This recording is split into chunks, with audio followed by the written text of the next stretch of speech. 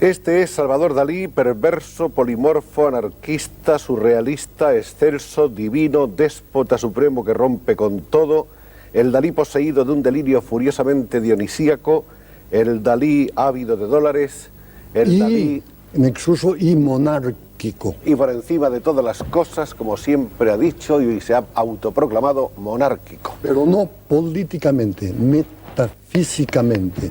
Para mí la monarquía es la prueba de la validez del ácido desoxirribonucleico, o sea que desde la primera célula viviente hasta la última, todo se ha transmitido genéticamente, pero no políticamente porque soy apolítico total. O sea, si saliera un partido monárquico, nunca quisiera participar en ese partido. ¿En un partido daliniano acaso? Tampoco. En absoluto. No estaría dispuesto. Cada día soy más antidaliniano. A medida que me admiro más, encuentro que soy una real catástrofe. Lo he dicho muchas veces, si hubiera 2000 Picassos, 30 Dalís, 50 Einsteins, pues el mundo sería prácticamente inhabitable. Pero que nadie se espante, no los hay. Afortunadamente. No los hay. O quién sabe si infortunadamente. Es curioso que Salvador Dalí últimamente se apostrofa mucho. Dalí en los viejos tiempos tenía una tal autoadmiración, una admiración por sí mismo, que siempre hablaba de sí mismo en términos encomiásticos y de excelsitud. Pues ahora no, ahora no. Y ahora, por ejemplo, aquí Dalí escribe a Dalí y le llama puerco. Exacto. ¿Cómo es posible? No, pero puerco en el buen sentido de la palabra. Mire la ilustración del principio del libro, en el cual se ve un puerco que va hacia el plus ultra. Exactamente, eso se tiene que... Tenemos aquí una ilustración de este libro que se llama Carta abierta a Salvador Dalí, escrita por Salvador Dalí, en la que hay dos Dalís enfrentados. Exactamente, y un puerco que soy yo, que voy hacia el non plus ultra, que se quitó el non y se dice plus ultra. Más allá todavía. Más allá todavía. Que hacen los puercos, porque los puercos nunca retroceden. Jesuíticamente van de un lado a otro, pasan a través de 1000 viscosidades innomables, pero siempre un paso más adelante. Es el mito de Guillermo Tell. Mi padre me expulsó de la familia después de los desastres que tuve en la Escuela Real de San Fernando, sobre todo a propósito de un incidente, un consejo de disciplina. Vino el momento de examinarme de Historia del Arte, hicieron aquello de las bolitas y a mí me toca Rafael. Entonces me dirijo al tribunal y digo, no me puedo examinar, porque yo, Dalí, sé tanto sobre Rafael, mucho más que los 3 profesores juntos, que no puedo examinarme. Y me echaron de la Real Academia de San Fernando. Y todas esas cosas, naturalmente, a mi padre le apesumbraban enormemente. Y ahí empezó entonces la discrepancia padre-hijo. Exactamente. Hasta expulsarme de la familia. Pero llegó luego la reconciliación en algún momento. Al final de su vida, sí. Pero la cosa que le hizo más mal efecto probablemente fue que no podía escribir con ortografía. Entonces una vez escribí la palabra revolución con 4 faltas de ortografía.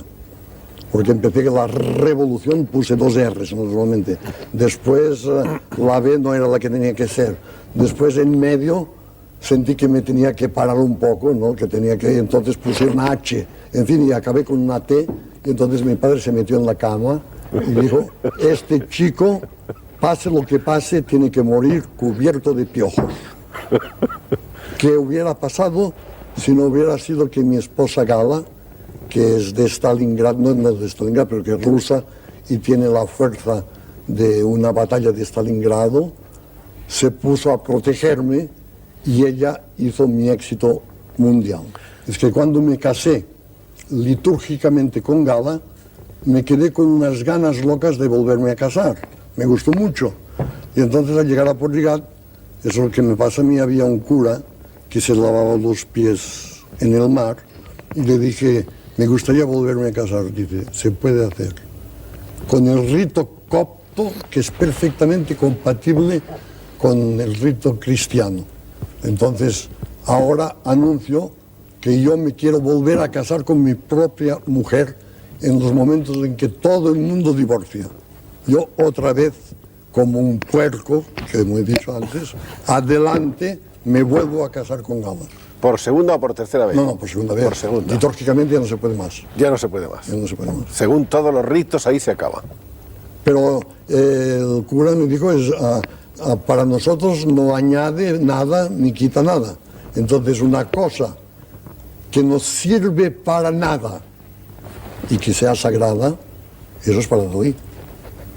Hecho como a la medida. A la medida, a la medida. Fue muy interesante cómo ocurrió la muerte del último cisne. Estaba de visita, tuvo el honor de que viniera el rey de Italia, el ex rey de Italia, Humberto, sí. De Saboya a verme. Y mientras estábamos hablando, llega un turista negro llevando un cisne sanguinolento, todo lleno de sangre, porque lo había visto volar y creía que era un animal fantástico y le había dado un harpunazo. Y desde entonces no hay cisnes en Cadaqués. ¿Cómo comienza en la vida de Salvador la pasión por Gala? ¿Es una cosa súbita, repentina, inmediata? Instantánea. Como que hasta ahora toco la madera, hasta ahora tengo mucha suerte. Encontré Gala, abrí la puerta de mi casa y encontré Gala desnuda ya en la playa. No completamente desnuda, pero en aquel tiempo se quitaban ya los sostenes y todo eso. Y desde entonces fue un amor completo, intenso y tan duradero que se va a consagrar de nuevo. Y en el otro aspecto, en el de la pura creación artística, Gala ha sido siempre musa inspiradora. Y modelo. Y modelo. Todos los cuadros, sobre todo de tipo más o menos religioso, Gala aparece como protagonista. De aquel Dalí protagonista del surrealismo a este Dalí de hoy, ¿hay un abismo o estamos ante la misma persona? Estamos en la misma persona, pero con un avance tremendo ideológico. En aquel momento mi pintura se calificaba de surrealista. Hoy, ¡eureka! He encontrado mi pintura. Esa pintura se llama hiperrealismo metafísico, que son los cuadros que estoy haciendo para dar al Museo Dalí en Figueras. Ha sido entonces, por decirlo así, la alimentadora de esta nueva corriente en la vida de Dalí, Gala. No, eso hay que decir que son los hiperrealistas americanos, porque, como que decía antes en otra interview, lo repito, pero es interesante, que tengo un cierto instinto profético. En pleno arte abstracto, yo pronostiqué que volveríamos a hacer ultrafiguración. Y ahora la nueva vanguardia, como usted sabe, son los hiperrealistas americanos que lo copian literalmente de fotografías. Pero naturalmente, como Malebranche decía, las cosas que vemos está en nuestra alma, no está en las cosas. O sea, por ejemplo, si Velázquez copia una fotografía, lo mejor que puede, le sale un Velázquez. Si un tonto copia exactamente una fotografía, le sale una tontería. Si Dalí copia fidelmente una fotografía, le sale un Dalí. O sea que no hay que preocuparse. La personalidad es absolutamente imposible de evitar. Y me preguntaron en Nueva York, en la televisión, cuál era el misterio de la fotografía y la pintura. Se vendió Juan de Pareja, el que manejaba los pinceles y se ocupaba en el taller de Velázquez. Entonces me dijeron, ¿qué diferencia hay entre una fotografía del mismo personaje, con el mismo ángulo, y una pintura hecha por Velázquez? Yo dije, pues toda la diferencia entre la fotografía y la pintura de Velázquez del mismo sujeto, sin ninguna desproporción exactamente fotográfica, la diferencia es sencillamente de $6 millones. Porque la fotografía no valía nada y el cuadro se vendió a $6 millones. Porque para mí el dinero es la mística y además lo devuelvo todo al pueblo español a través del Museo Teatro Dalí de Figueras. O sea que todo lo que poseo y todo lo que poseo lo regalamos al pueblo español sin diferenciación de ninguna clase de política. En absoluto no sé dónde están y llevo nunca dinero. Una vez me encontré en Nueva York en el mismo taxi con Onassis y en el momento de pagar ni él ni yo teníamos 5 céntimos en el bolsillo, tuvimos que volver atrás al hotel para que nos pagaran el coche. Para mí el dinero tiene un valor puramente mágico y simbólico. Me parece que hace muchos años, en los años lejanos de su juventud, usted dijo que había que mover y agitar el árbol de dinero para que eyaculara su lluvia de oro. Exacto. De usted se ha dicho que es un ávida dollars, ¿no? Es un anagrama que Bretón André hizo Breton el honor de hacerme, pero lo hizo pejorativamente. Pero se equivocó, porque cuando se habla de dólares en América les gusta más que a nadie. Entonces, al contrario, les gustó mucho llamarme así.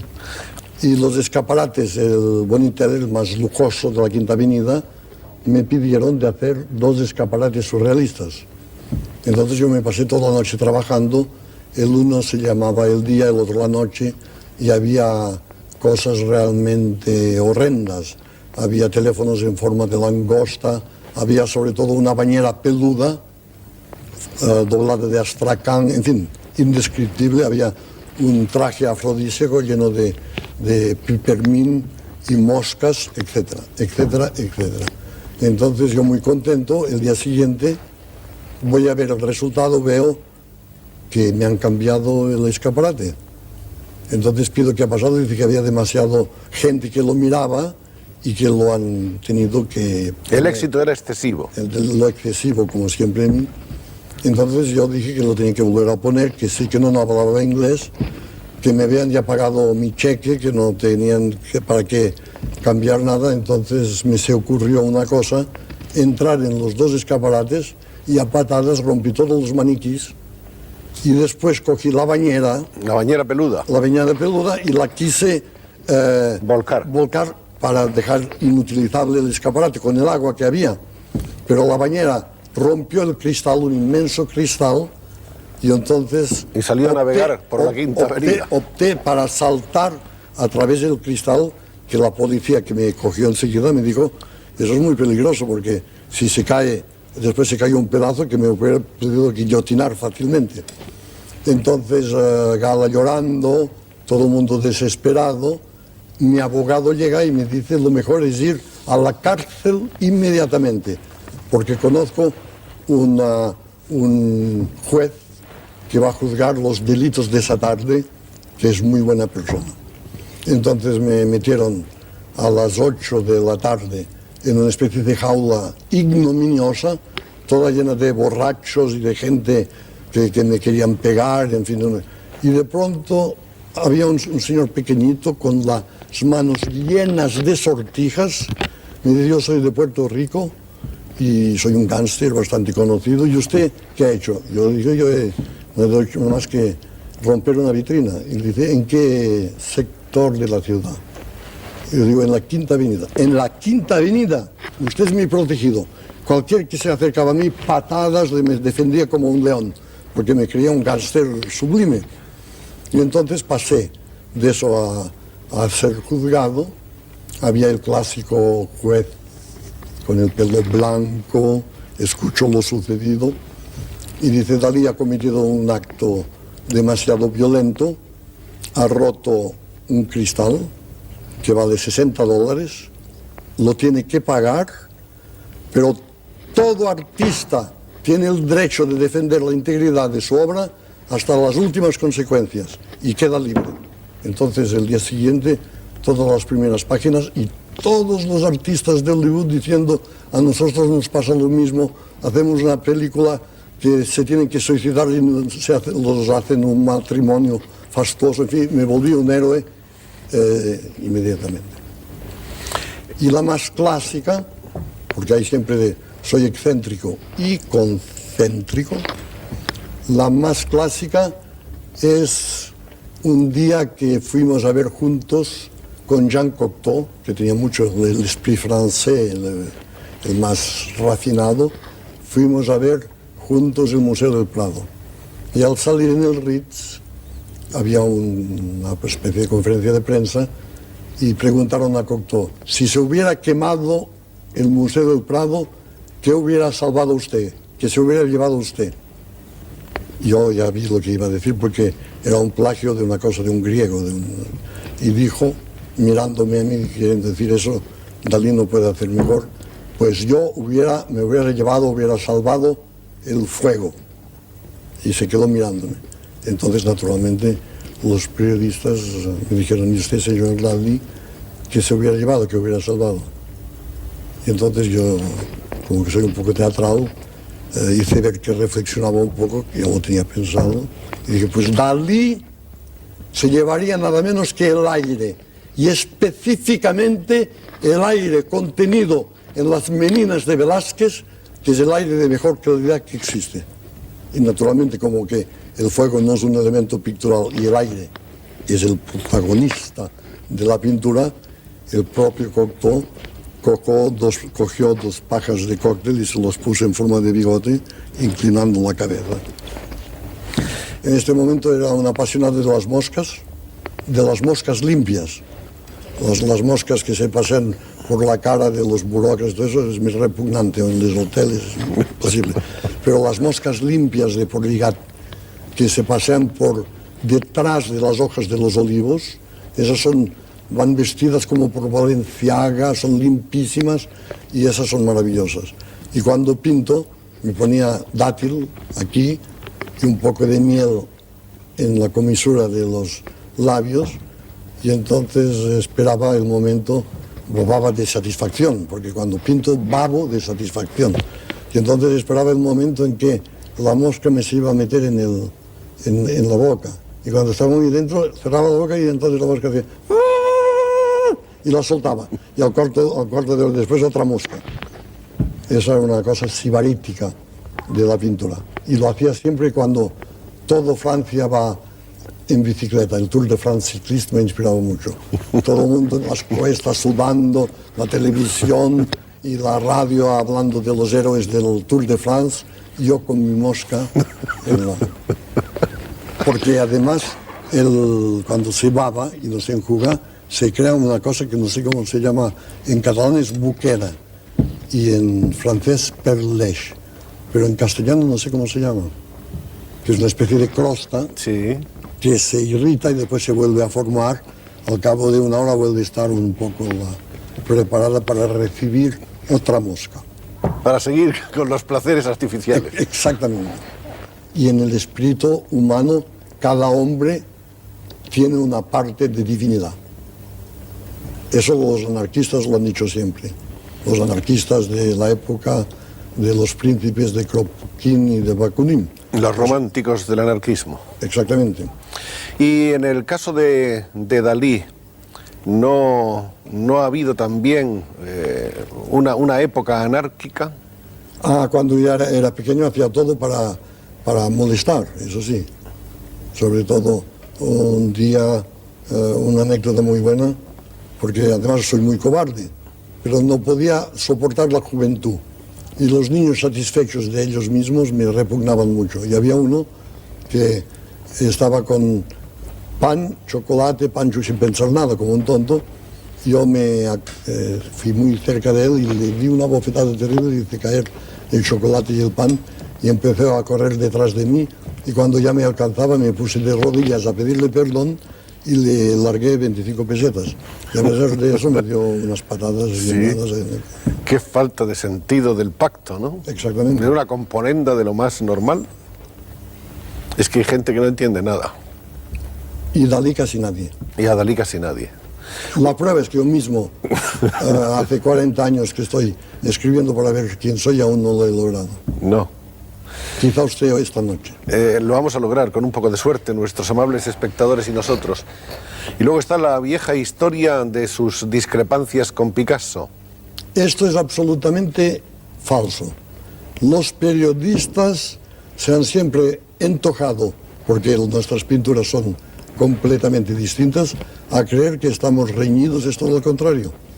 Picasso, que es un ser muy generoso, fue el único que me prestó dinero para irme a América. Hay una frase famosísima que dijo usted, ¿cómo era? Picasso es comunista, yo tampoco. No, era mucho más larga. Era más larga. Español, yo también. Picasso es un genio también. Picasso es comunista, yo tampoco. Eso. Y entonces parece que Picasso dijo una cosa muy bonita.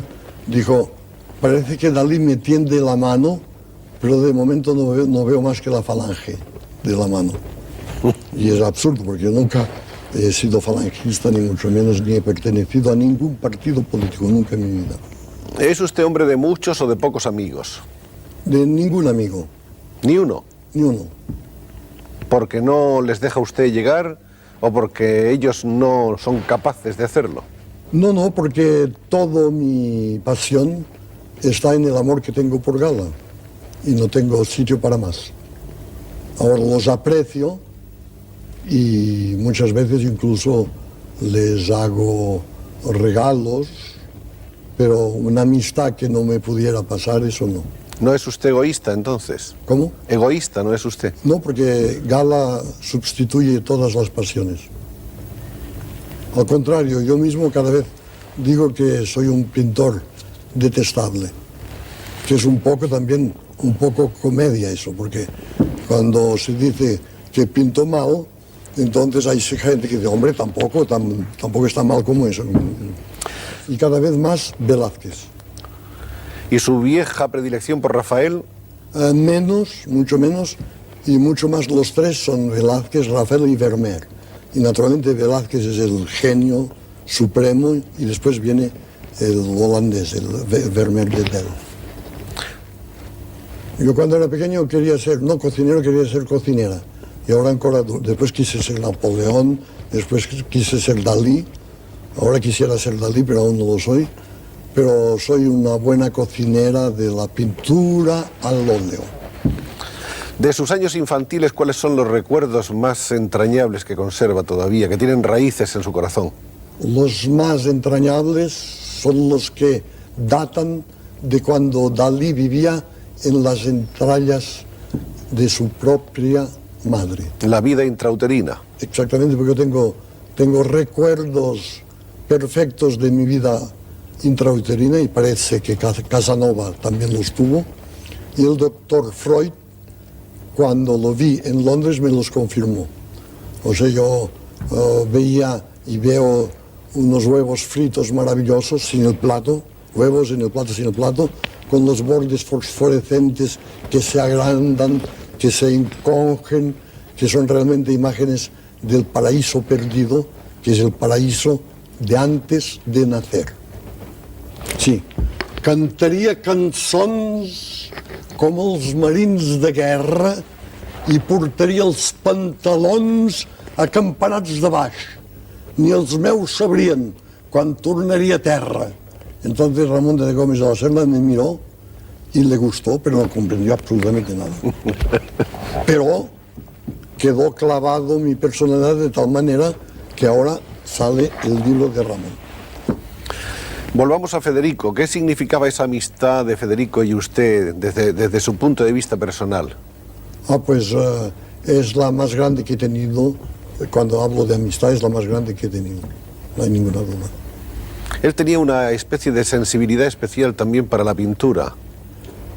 Hacía unos dibujos con lápices de colores que eran una maravilla y que yo organicé una exposición en Barcelona en las galerías Dalmau de los dibujos de Federico García Lorca, el cual me hizo varios autorretratos.